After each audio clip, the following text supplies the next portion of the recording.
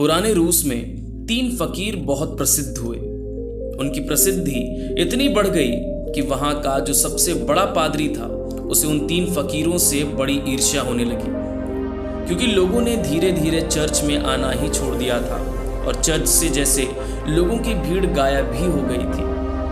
अब वहां के लोगों ने उन 3 फकीरों के पास ही जाना शुरू कर दिया था।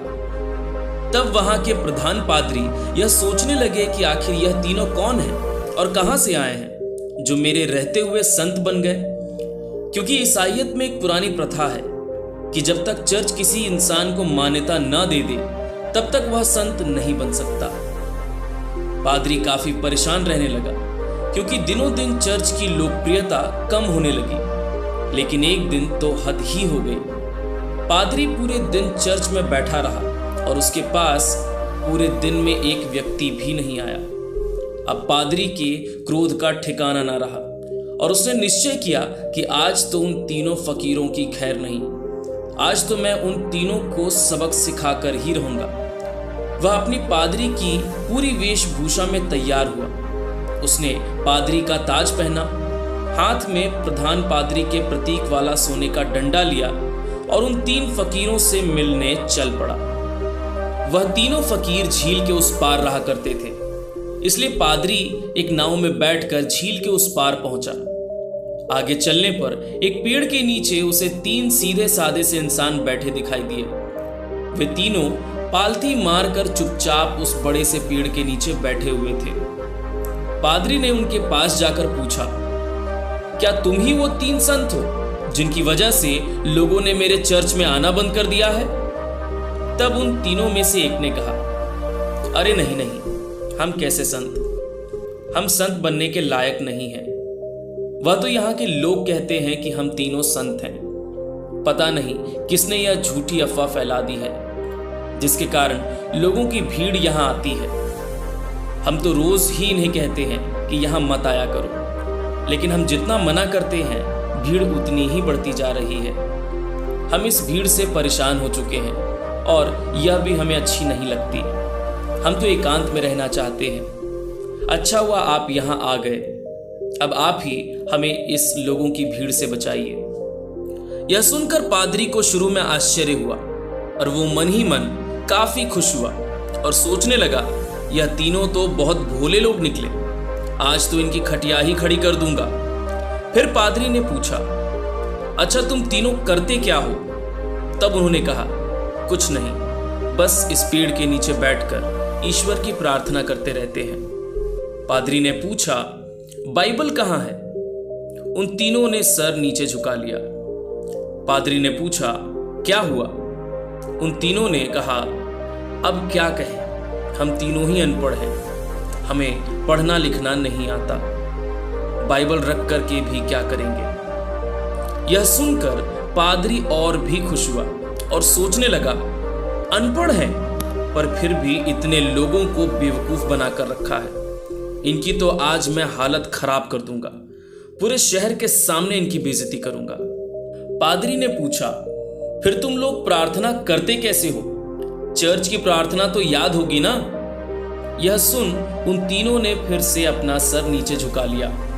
पादरी ने पूछा, अब क्या हुआ? तुम लोगों ने अपना सिर फिर से नीचे क्यों झुका लिया? तब उन्होंने कहा, अब आपको क्या बताएं? बड़ी लज्जा आ रही है बताने में कि हमें सही से प्रार्थना भी नहीं आती। पादरी ने आश्चर्य से कहा, क्या तुम तीनों को प्रार्थना भी नहीं आती? तीनों ने ना में सर हिला दिया। तब पादरी ने कहा, तब तुम तीनों प्रार्थना करते कैसे हो? तब उन तीनों में से एक ने कहा, आपकी चर्च की प्रार्थना बड़ी लंबी चौड़ी है। हम अनपढ़ गवारों को तो याद ही नहीं हो पाएगी और गलत पढ़ने का भी कोई फायदा नहीं है। इसलिए बहुत सोचने के बाद, बहुत समझने के बाद हमने खुद की ही एक प्रार्थना बना ली है। यह सुनकर पादरी जोर से चिल्लाया, क्या तुमने खुद की प्रार्थना बना ली है? अरे प्रार्थना तो सर्वमान्य होती है, शास्त्रों में लिखी होती है, हजारों हजारों साल पुरानी होती है। जीसस क्राइस्ट तक को प्रार्थना खुद ईश्वर ने सिखाई थी, लेकिन तुम लोगों ने अपनी खुद की प्रार्थना बना ली। तब उन तीनों ने कहा, हमसे बहुत बड़ी गलती हो गई, हमें कृपया माफ कर दें। हम अनपढ़ गंवार इंसान, हमें कुछ नहीं पता। आप जो प्रार्थना हमें सिखाएंगे हम आपसे वही प्रार्थना करेंगे। हम आपके पैर पड़ते हैं, हमसे बहुत बड़ी गलती हो गई, हमें क्षमा कर दें। आप अपनी प्रार्थना हमें सिखा दीजिए। लेकिन पादरी के मन में एक जिज्ञासा उठी कि आखिर देखूं तो इन्होंने आखिर क्या प्रार्थना बनाई है। पादरी ने कहा, पहले तुम लोग मुझे अपनी प्रार्थना सुनाओ। उन्होंने कहा, नहीं महाशय, हम तीनों अनपढ़ों की प्रार्थना का कोई मतलब नहीं बनता। आप हमें कृपया और शर्मिंदा ना करें, आप हमें अपनी वाली प्रार्थना सिखाएं। लेकिन पादरी नहीं माना और पादरी के बार बार कहने पर वह तीनों अपनी प्रार्थना सुनाने के लिए राजी हो गए। उन्होंने कहा, हमने बहुत सोचा, बहुत विचारा, लेकिन हमें कोई भी प्रार्थना नहीं सूझी। तब हमें याद आया कि ईसाइयत में तो भगवान के 3 रूप के बारे में बताया गया है, तो हमने इसी पर अपनी प्रार्थना बना दी। अगर आप हमारी प्रार्थना सुन लेंगे तो आप हम पर जरूर हंसेंगे। तब पादरी ने कहा, अरे बताओ तो, मैं नहीं हंसूंगा। तब तीनों ने कहा, भगवान के 3 रूप हैं, इसीलिए हमने प्रार्थना बना दी कि हम 3, तुम 3, हम पर कृपा करो। यह सुनकर वह पादरी भी हंस पड़ा और कहने लगा, जिंदगी में बहुत प्रार्थनाएं सुनी, पर ऐसी प्रार्थना कभी न सुनी। पादरी मन ही मन सोचने लगा कि ये बड़े ही बेवकूफ लोग हैं, आज तो इनकी अक्ल ठिकाने लगाकर ही जाऊंगा। अब से इन तीनों को चर्च में मेरे पास आना ही पड़ेगा। आप हमें छोड़िए और अपनी प्रार्थना हमें सिखाइए, हम आज से यही प्रार्थना करेंगे। पादरी ने उन्हें अपने चर्च की प्रार्थना सिखानी शुरू कर दी। तब उन तीनों ने कहा, एक बार और। पादरी ने फिर से सुनाया। उन्होंने कहा, एक बार और। तब पादरी ने तीसरी बार सुनाया। उन्होंने कहा, एक बार और, कहीं भूल न जाएं। पादरी ने फिर चौथी बार सुनाया। उन्होंने कहा, महाशय कृपया एक बार और। पादरी ने कहा, घबराओ मत, कभी चर्च भी आया करो, धीरे धीरे तुम लोगों की जिंदगी भी सुधरने लगेगी, और अगर रोज तुम चर्च आओगे तो यह प्रार्थना भी सीख जाओगे। उन्होंने कहा, ठीक है, जैसी आपकी आज्ञा। पादरी बहुत खुश हुआ और उसने कहा, तुम लोग डरना मत, तुम चर्च आओ, मैं तुम लोगों को माफ कर दूंगा और लोगों से भी माफ करवा दूंगा। उन्होंने कहा, आपका बहुत बहुत धन्यवाद, आप बड़े दयालु हैं और बड़े ही महान इंसान हैं। पादरी ने सोचा, चलो अब एक झंझट छूटी, इन मूर्खों को तो लाइन पर ले आया। और उसके बाद पादरी अपनी नाव पर बैठकर वापस जाने लगा। नाव अभी झील के बीचों बीच पहुंची ही थी कि पीछे से चिल्लाने की आवाज आई। पादरी और माझी ने पीछे मुड़कर देखा तो उनकी आंखें फटी की फटी रह गई।